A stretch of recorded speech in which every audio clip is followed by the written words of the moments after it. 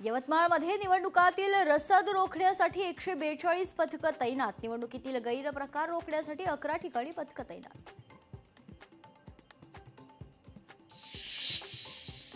पालघरच्या जव्हारमधील विद्यार्थ्यांनी शिक्षकाच्या मारहाणीला घाबरून शाळेत जाणं टाळलं। विद्यार्थी लपले जंगलात। विद्यार्थ्यांना मारहाण करणाऱ्या शिक्षकाविरोधात कारवाईची मागणी।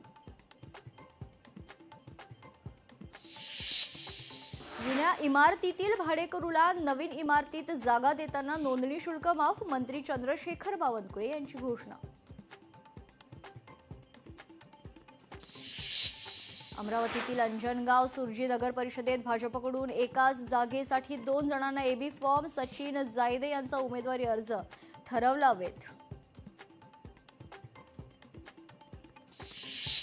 छत्रपती संभाजीनगरात धार्मिक कार्यक्रमात साडीनं पेट घेतलेल्या महिलेचा मृत्यू। उपचारादरम्यान 8 दिवसांनी महिलेचा मृत्यू झाल्याची माहिती।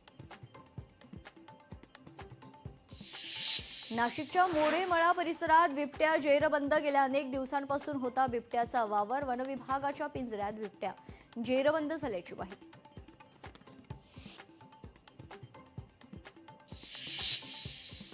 भारत आणि अमेरिके शस्त्र करार। अमेरिकेची भारतासोबत 93 दशलक्ष शस्त्रास्त्र कराराला मान्यता।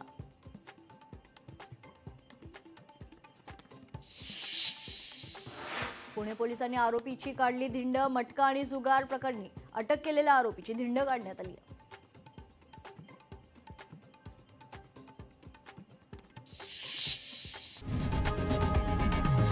लोकशाही मराठी ऐका, पहा, जागरूक रहा।